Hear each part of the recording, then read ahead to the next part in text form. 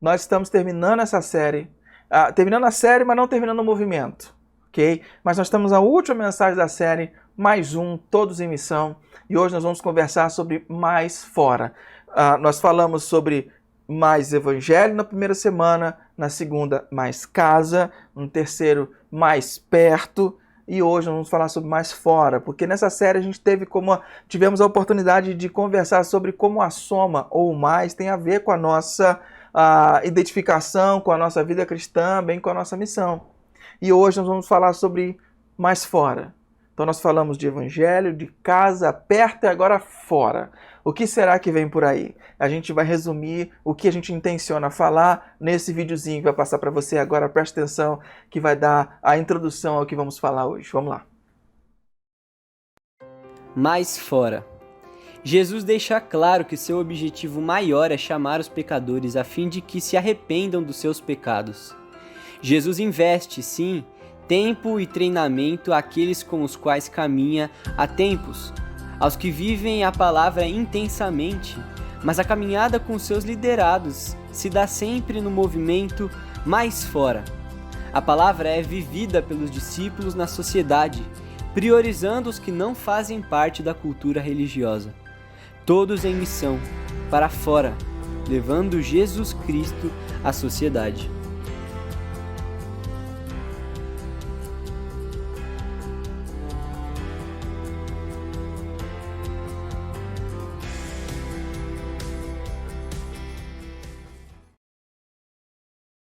É sobre isso que a gente vai conversar hoje, mais fora. Para a mensagem de hoje, eu preciso da tua interação, tá bom? É daquelas mensagens que a gente vai fazer uma troca para a gente poder construir, beleza? Então, vai ter um momento que eu vou precisar que você aqui, então já prepara o seu celular aí, ou o computador, onde você estiver assistindo, para você poder me ajudar na construção. Vai ter um momento em que a gente vai fazer um ambiente de construção aqui, eu vou precisar muito do seu comentário, tá bom? Agora, no momento, eu preciso que você use a sua mente para pensar em presente, ok? Presente valioso. Quando a gente dá um presente valioso, geralmente quando a gente vai dar um presente valioso, alguma coisa que é importante para nós, a gente gostaria que quem recebesse esse presente fosse alguém que dê valor a esse presente. Você já teve a poderosa experiência de dar um presente com todo amor e carinho e a pessoa não dá valor, a pessoa enjeitar o presente, não valorizar o presente que você deu? Já teve essa poderosa experiência? Já passou por isso? Se sim, você pode colocar aí, porque eu já passei. E eu queria saber se eu sou o único. Se não, coloca aí nos comentários, vamos interagir um pouquinho.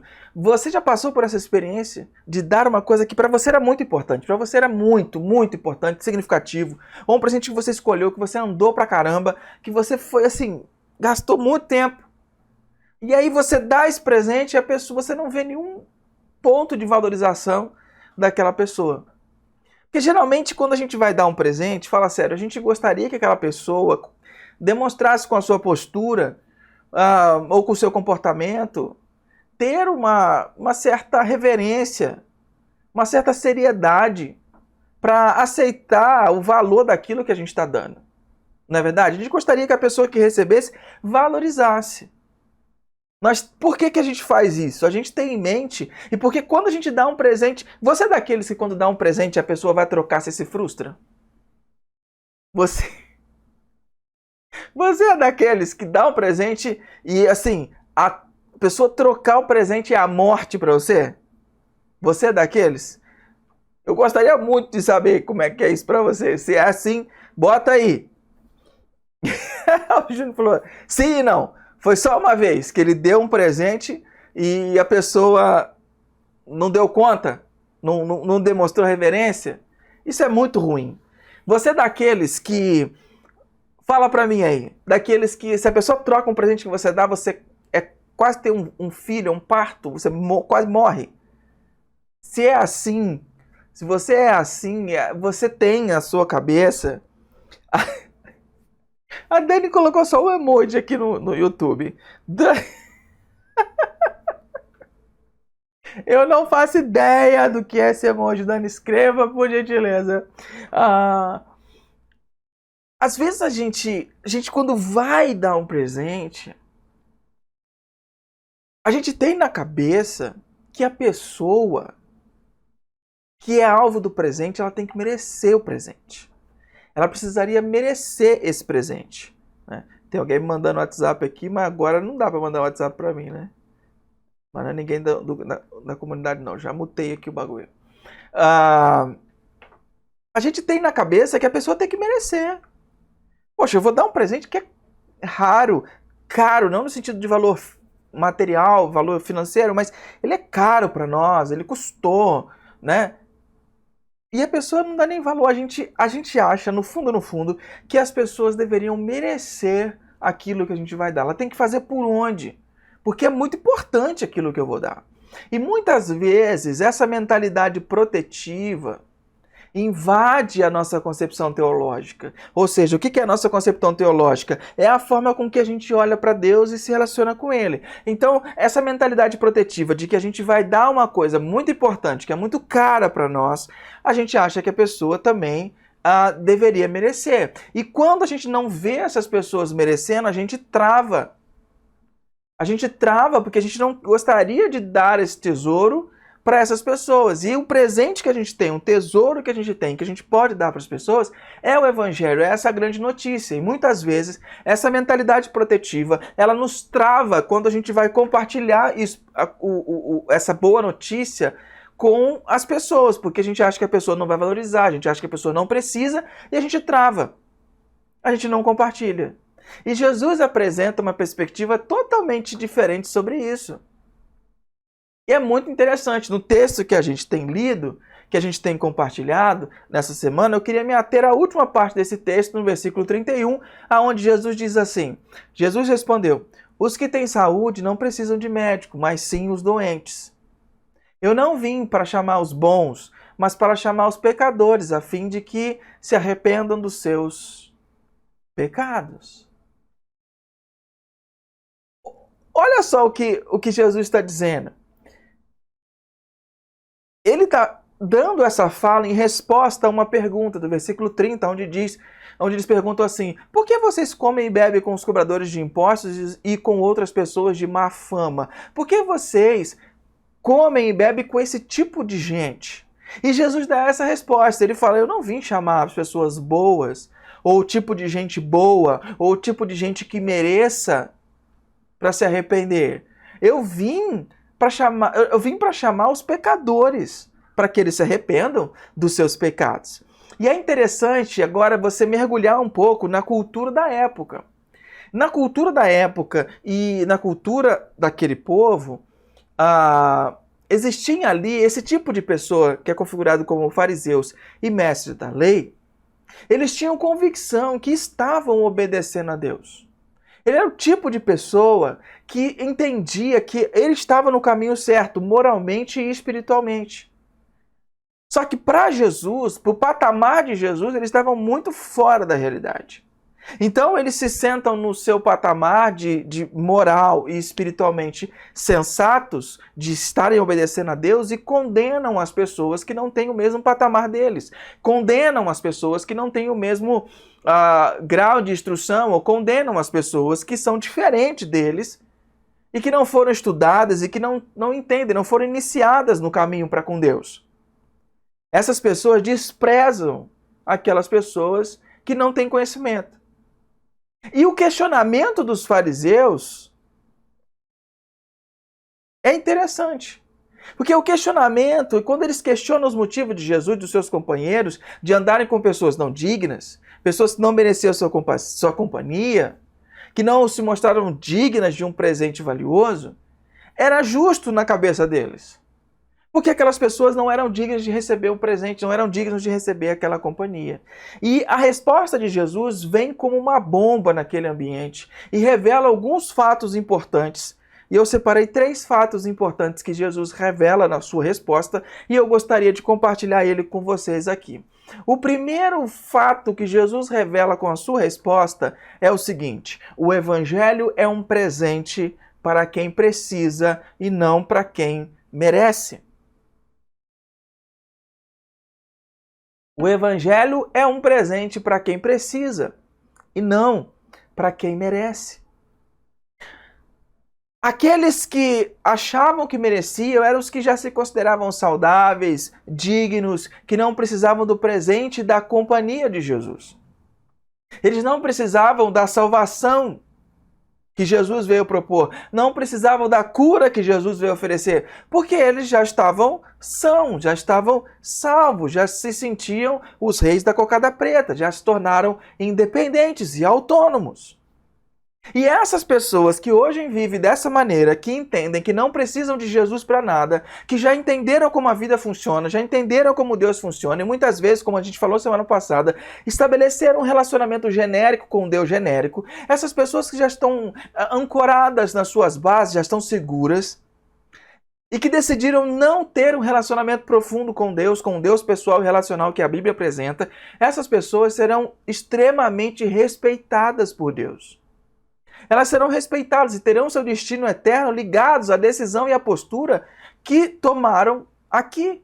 Ou seja, se as pessoas decidiram ter uma vida aqui, longe de Deus, longe de uma comunidade, longe das pessoas, pensando só em si e com os objetivos pautados apenas nessa vida, Deus respeitará essas pessoas, deixará elas viverem uma eternidade longe dele, longe das pessoas, com objetivos únicos, exclusivos, pessoais. Isso a Bíblia chama de inferno. Ou seja, Deus deixará essas pessoas viverem as suas próprias escolhas. Mas aqueles que decidiram viver uma vida aqui na Terra, entenderam que não são bons o suficientes, entenderam que que estão frustrados, que tentaram levar as suas vidas de uma maneira e que não conseguiram ter sucesso. Aqueles que entenderam que não dão conta da própria vida, não dão conta de levar o caminho para uma vida boa e perfeita. Aqueles que não se aguentam mais e que precisam de ser salvos de si mesmos. Essas pessoas que decidirem abraçar a Jesus, Deus vai respeitar essas escolhas e vai dar uma eternidade para elas viverem junto com Ele, junto com Jesus e junto com as pessoas. Isso a Bíblia chama de reino de Deus, de céu, de eternidade. As pessoas que se julgam bons religiosos, e é muito importante a gente entender isso, as pessoas que se julgam bons religiosos, que acham que não tem mais nada a aprender, que vivem numa extrema autonomia. Eu me amo, eu não posso mais viver sem mim, eu trabalho para resolver meus problemas, e se eu não resolvo eu procuro um psicólogo, e se o psicólogo não resolve eu procuro um psiquiatra, porque o remédio vai dar jeito, e as pessoas vão sempre batendo em portas, tentando achar alguma coisa, mas se resolvendo sozinhas. Essas pessoas que acham que Deus, que já entenderam tudo sobre Deus, porque viram um programa do The History Channel, porque viram uma fala de um youtuber, um vídeo do youtuber, já assistiram alguma coisa no Discovery e acham que já entenderam tudo, que uma tradição de mais de 6.000 anos de história se resolve com um vídeo de documentário do Discovery Channel, do History Channel, de qualquer vídeo do YouTube, que entendeu a verdade, que acha que isso é conversa para boi dormir. Essas pessoas que se acham que entenderam tudo, que vivem bem, Deus respeitará essas pessoas e deixará elas viverem uma eternidade assim. Mas também a gente tem um outro tipo de pessoa que se iniciou no caminho da religiosidade, que tem uma relação com Deus, não com Deus relacional, mas com uma religião, e que acham que não tem mais nada a aprender e que só aguardam a recompensa por ter uma vida santa e infalível. Essas pessoas também devem tomar cuidado, porque eles podem estar caindo na mesma armadilha dos mestres da lei e dos fariseus.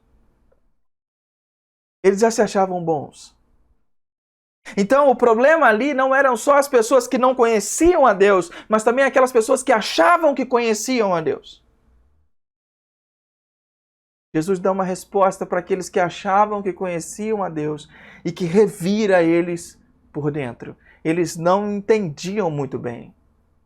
Porque para Jesus, o Evangelho é um presente para quem precisa e não para quem merece.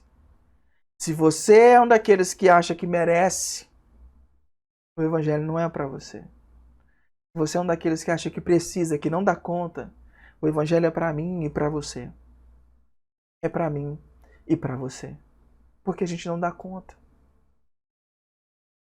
Foi para pessoas como eu e você que Jesus veio para apresentar um novo e vivo caminho.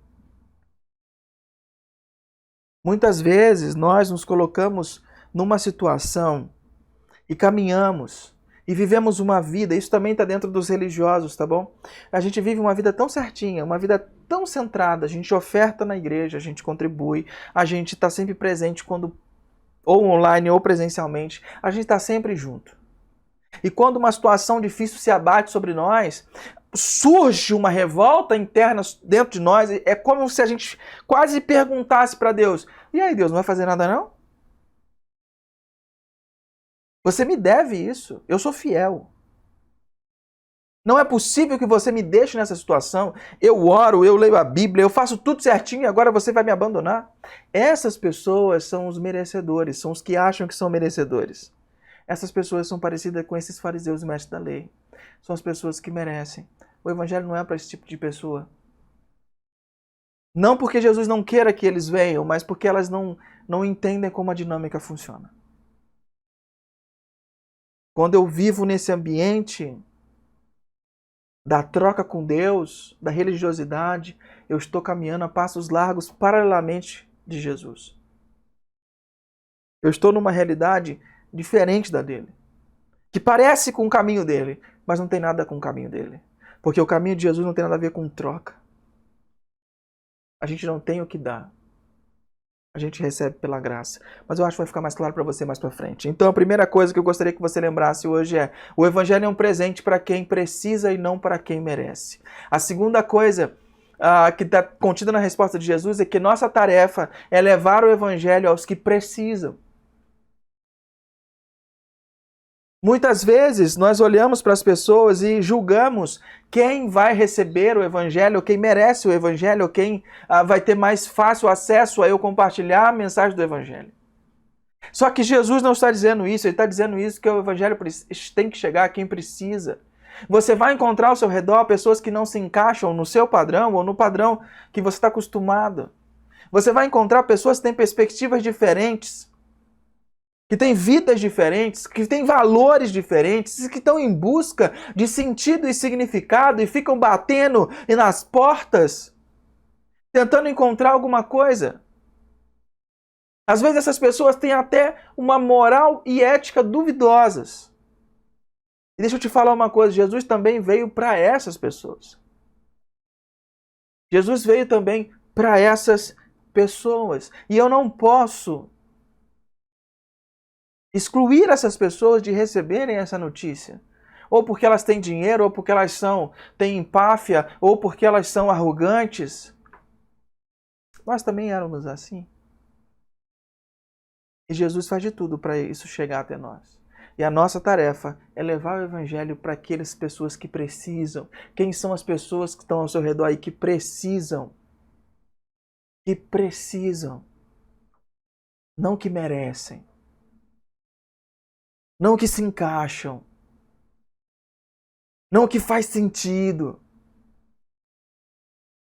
Nós precisamos ter em mente que essas pessoas são alvos do amor de Deus. Mas se você olhar comigo, afunilando a história, mais um dado histórico e cultural, o questionamento dos fariseus do mestre da lei, quando questionam Jesus de estar comendo com aquelas pessoas, é um questionamento relevante. Pensa comigo, na cultura judaica daquela época, dividir uma refeição com alguém era o mesmo que dividir a vida com alguém. E olha só, você pega uma questão cultural e pega uma questão religiosa. Eu vou te dar duas coisas aqui para você pensar e tentar entender o questionamento relevante daqueles caras. Então, logo, se Jesus está dividindo uma refeição com eles, Jesus estava dividindo a vida dele com eles. E o pior, a questão cultural que vem aqui, deixa eu colocar de uma forma para você entender. Agora é a hora de você interagir comigo. Pega o celular aí, hein? Preciso de você. Eu vou colocar aqui do meu lado, eu não sei qual lado que vai aparecer. Vai colocar aqui do meu lado alguns ditados populares. Ok? Eu vou colocar aqui alguns ditados populares e eu quero que você completa. E depois eu quero que a gente chegue à base desses ditados populares brasileiros. Vamos lá. Vamos colocar aqui. Eu vou precisar aparecer aqui para mim para eu poder chegar para o lado para poder ficar legal. Deixa eu ver aqui aonde vai aparecer. Mas eu coloquei aqui acho que 4 ditados populares. Me diga com quem tu andas. Completa aí para mim. Regiane é mestre nos ditados, hein? Quem anda com porco É o segundo ditado. Terceiro, passarinho que acompanha morcego. É o terceiro. É o quarto. E o quinto, pardal que anda com João de Barro, vira... Vamos lá. Ó, a Cida já colocou aqui pra mim. Tá aparecendo aqui do meu lado, será? Tá aparecendo aqui do meu lado, então. Ah, aqui. Então deixa eu chegar pra cá. Aí você vai poder ver aqui, bonitinho. São 4? Então vamos lá. Me diga com quem tu andas. A Cida já colocou aqui. Que te direi quem és. Muito bom, Cida. Agora, quem anda com porco?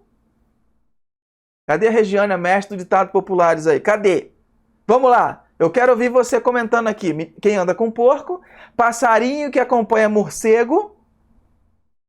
E pardal que acompanha João de Barro vira... Não tem vira? Então tá aí, ó. Pardal que acompanha João de Barro vira... Vamos lá, eu quero ouvir vocês aí.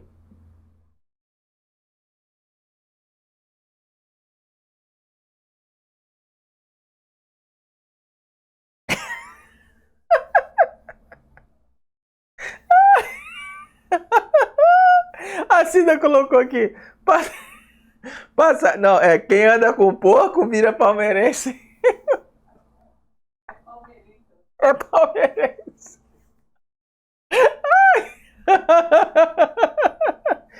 Regiane falou, só sei o primeiro. Ô, Regiane, se você não sabe... Caramba, tá tão brabo, hein? Ah, o Júnior acertou aqui, peraí. Quem anda com porco, o Popó colocou. Quem anda com porco, farelo come.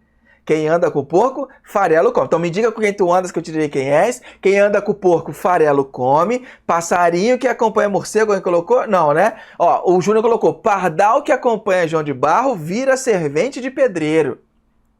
Pardal que acompanha João de Barro vira servente de pedreiro. Ajudante de pedreiro, olha lá. Ó. O vó colocou. E o passarinho que acompanha morcego, ou pardal que acompanha morcego, qual que é? Pardal, ou passarinho que acompanha morcego. Quero ver você se é bom mesmo, hein? Vamos lá. Essa é difícil, hein? Quero ver. Dou-lhe uma. Dou-lhe duas. Dou-lhe três. Passarinho que acompanha morcego acorda de cabeça para baixo. Passarinho que acompanha morcego acorda de cabeça para baixo. Beleza? Se você não ouviu, fica a dica aí dos ditados. Agora eu quero que você pense comigo. Qual é a base de todos esses ditados?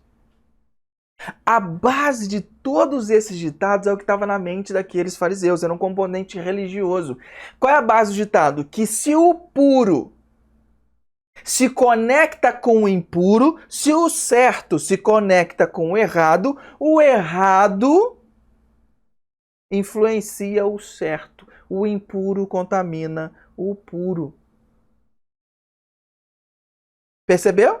Então, me diga com quem tu andas, que eu te direi quem és. Ou seja, a sua companhia influencia quem você é. Quem anda com porco, farelo come. Você se vira um porco. Passarinho que acompanha morcego, ou seja, acaba acordando da forma que o morcego, ou dormindo da forma que o morcego dorme. Pardal que acompanha João de Barro, se molda a vida do pardal, ou seja, vira servente de pedreiro. O que estava na cabeça dos fariseus? Na perspectiva deles, do mestre da lei, quando Jesus, que seria santo, um rabi, senta e come com aqueles caras que são impuros, Jesus se tornaria impuro. Ele estaria se contaminando, sendo um com eles. Percebe? E muitas vezes, agora para o público que já é cristão, que já tem uma tradição de comunidade, muitas vezes os cristãos são impedidos de ir em tal lugar, ou são condenados de ir em tal lugar, porque acha que o cristão que vai lá vai ser influenciado por lá, e não que o cristão que foi chamado para ser sal e luz vai influenciar o lugar que ele for. E aí vem aquela narrativa de que o mundo jaz no maligno. E o cristão tem que viver longe do mundo. Tá bom, mas se eu for viver longe do mundo, quem que eu vou compartilhar a mensagem? Jesus está aqui, na casa de gente impura. Numa refeição, num churrasco, numa festa com gente impura. Mas Jesus não deixa o ambiente controlar o seu coração.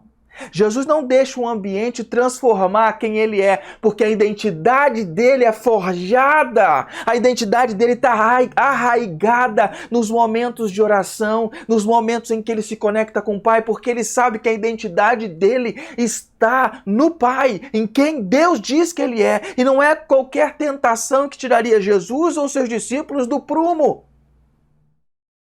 Jesus inverte essa lógica da religiosidade e ele desmorona esse argumento quando em Lucas capítulo 5 tem uma história muito triste, uma história de uma mulher que há muitos anos ela começou a menstruar e não parou mais, ela tinha um fluxo constante de sangue.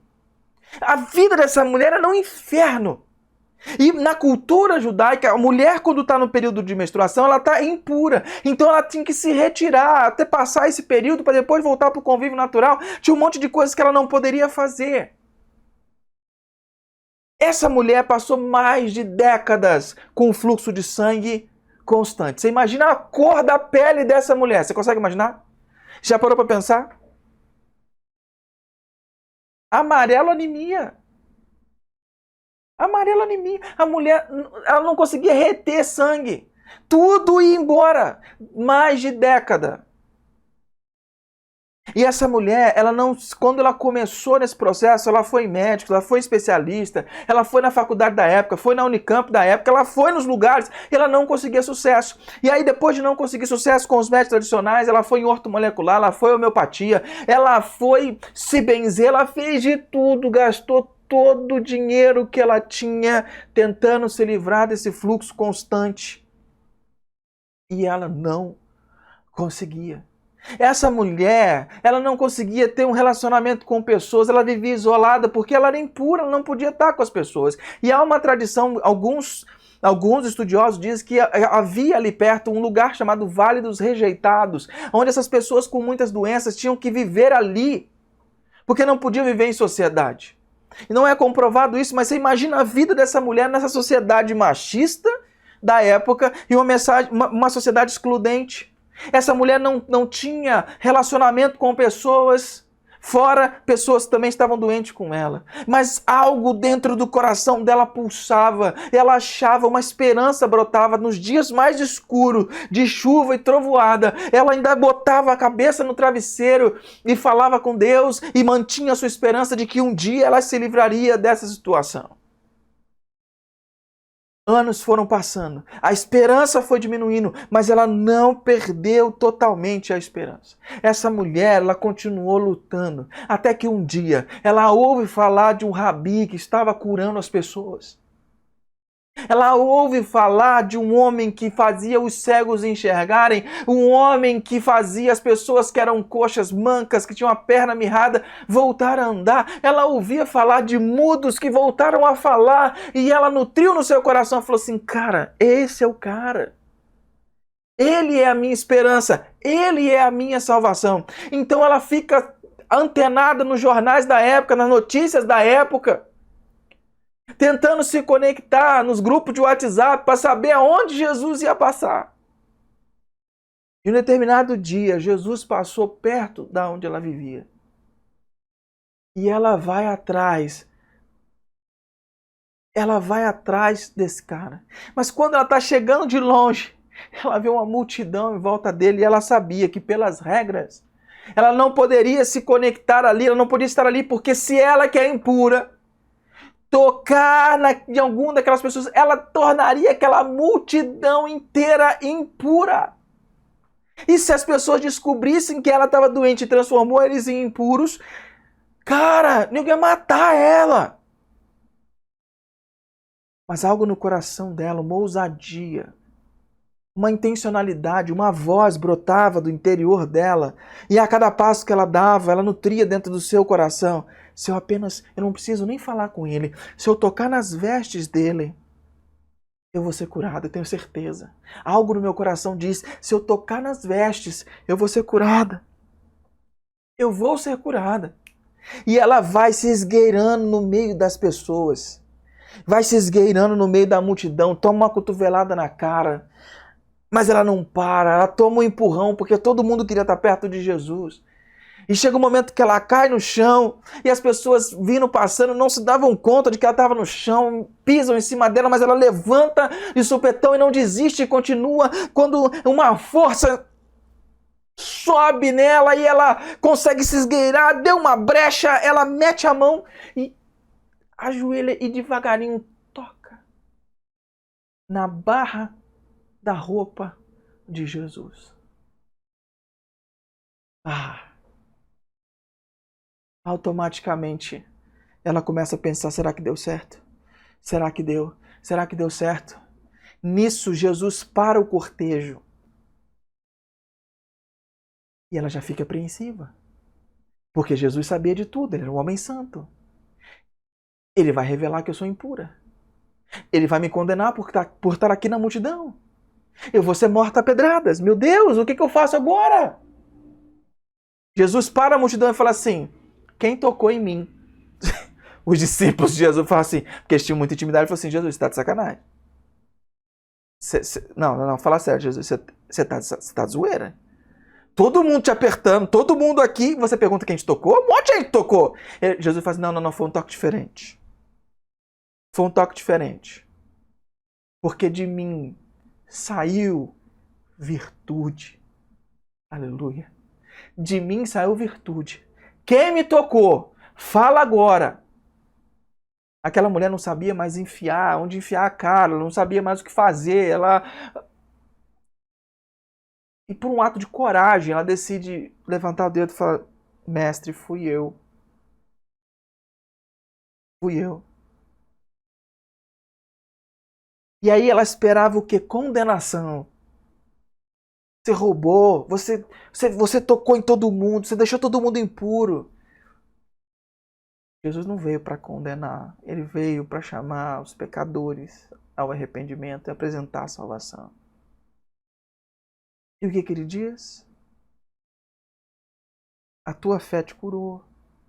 Ele publicamente redime aquela mulher para a multidão inteira.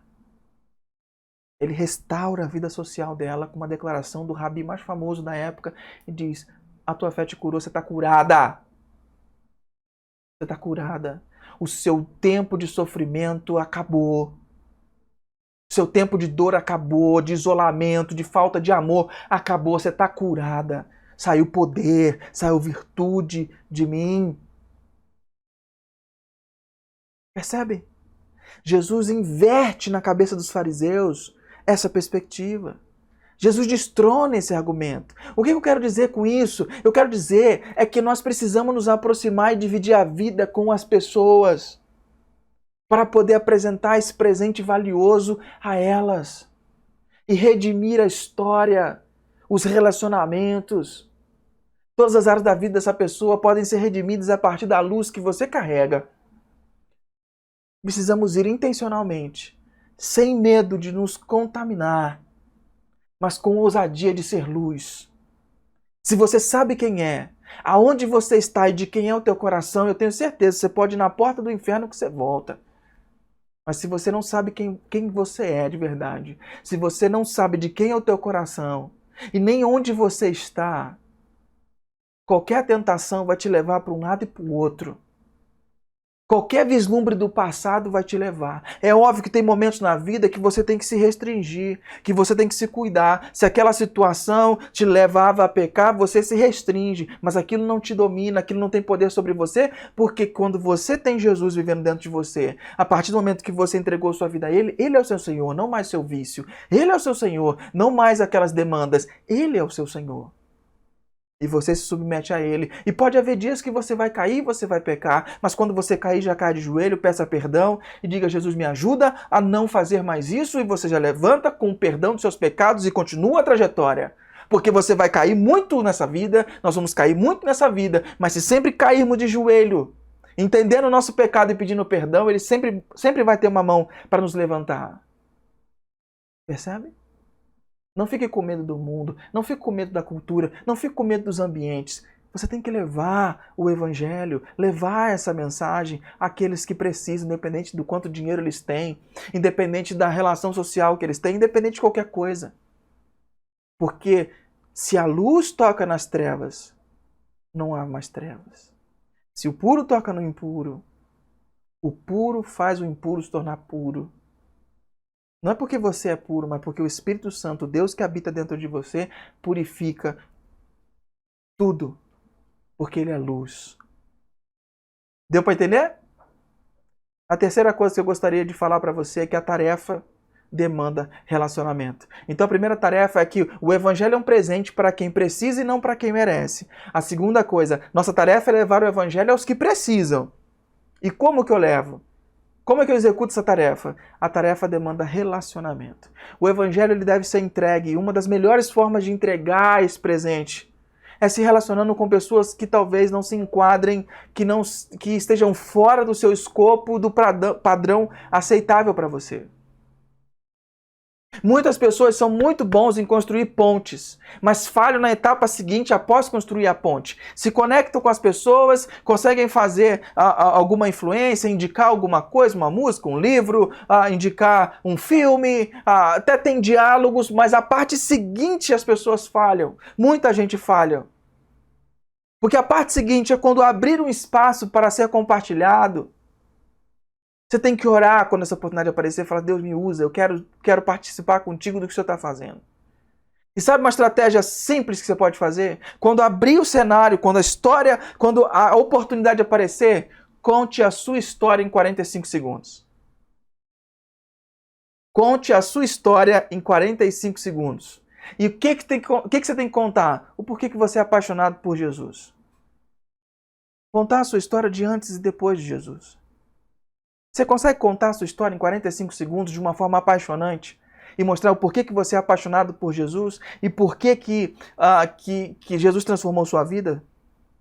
Esse é um exercício muito importante para você fazer.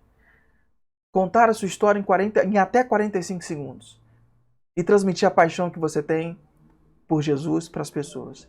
Essa é a etapa seguinte que muitas vezes a gente falha. A gente falha, não consegue dar esse passo. Então fica esse exercício para você. Construa a sua história de paixão por Jesus em até 45 segundos.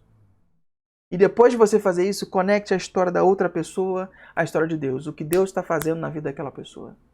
É assim que a gente compartilha o presente. Mas a gente tem que lembrar, o presente não se põe goela abaixo. A gente não força esse presente para ninguém. A gente, através de uma boa convivência, entregamos esse presente de uma forma mais eficiente. Mas para eu ter essa convivência, eu preciso me expor.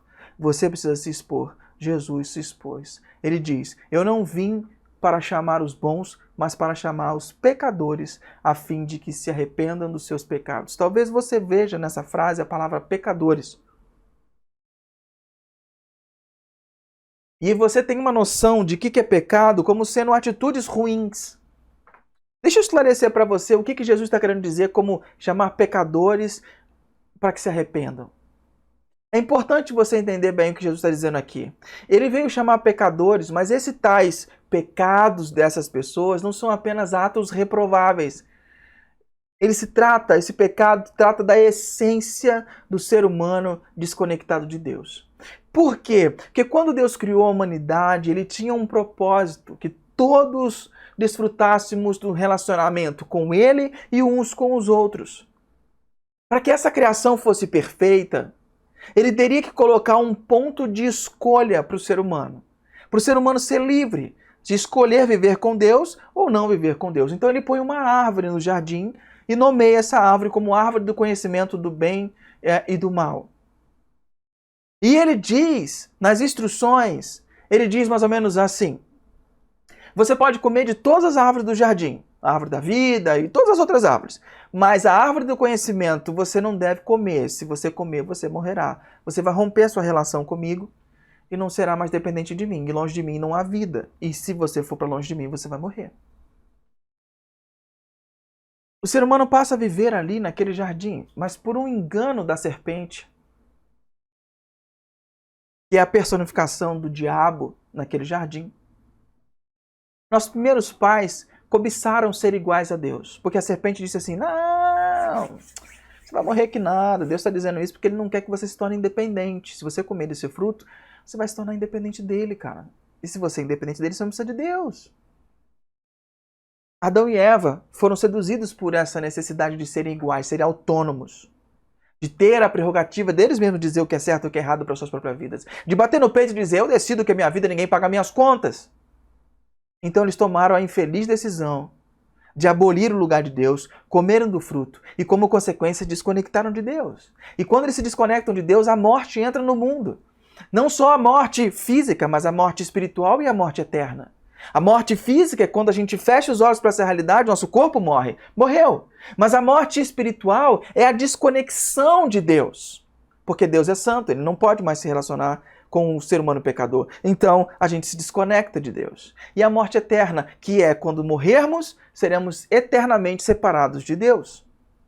Então a humanidade passa a viver as dimensões da morte nos seus relacionamentos, tanto que a primeira família acontece algo brutal. Um irmão fica com inveja do outro e mata. Caim mata Abel. As relações começam a ser conflituosas, tanto entre irmãos, tanto entre casais, e a morte começa a reinar na humanidade. E todos os seres humanos nascidos daquele casal, após esse evento, passam a carregar consigo o peso daquela decisão, que como raça, como espécie, desconectados de Deus. Todos que nasceram depois nascem desconectados de Deus por essência e vivem as dimensões da morte em suas vidas.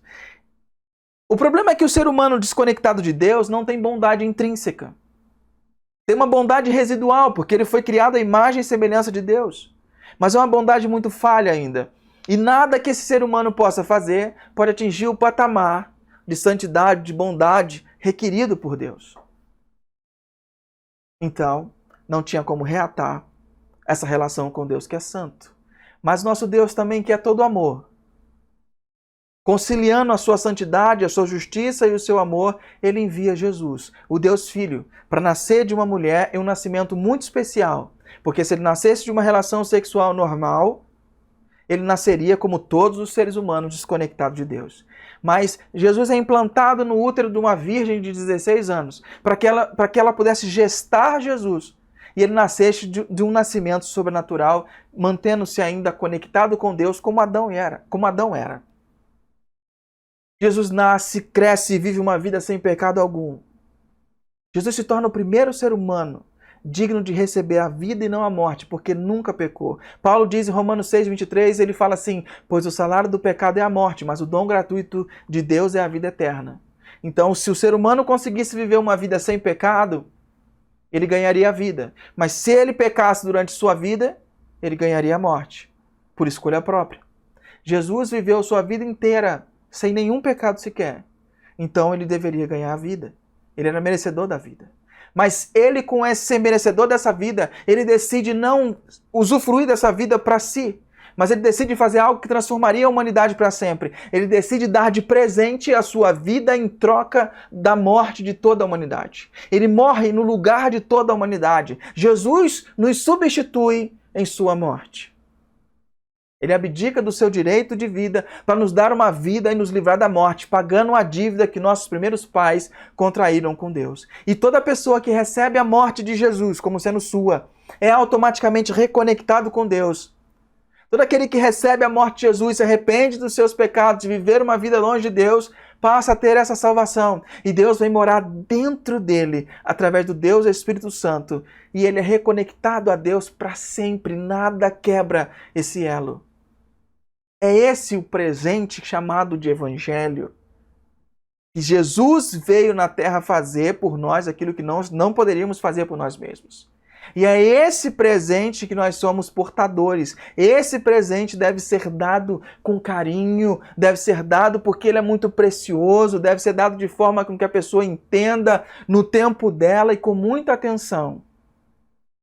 Mesma atenção e carinho e cuidado que foi dispensado a nós quando recebemos e tomamos consciência dele. Jesus nos incumbiu de sermos portadores dessa grande notícia, desse presente de Deus à humanidade. que deve ser dado às pessoas que talvez não se encaixem. Talvez você não goste, mas que Deus definiu que você vai ter acesso a ela e Ele quer fazer algo através da sua vida, na vida dela. Essa é a nossa tarefa. Deus nos convoca a nos expor e levar o Evangelho com ousadia e amor a ir mais fora. Esse é o nosso desafio.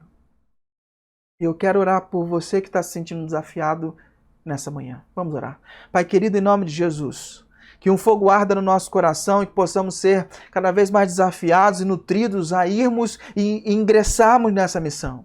Faz de nós, Pai, portadores dessa luz, missionários, pessoas que vão levar essa mensagem, esse presente a essas pessoas e transformar microcosmos, universos e mundos das pessoas. Dá-nos essa coragem, essa ousadia, Deus.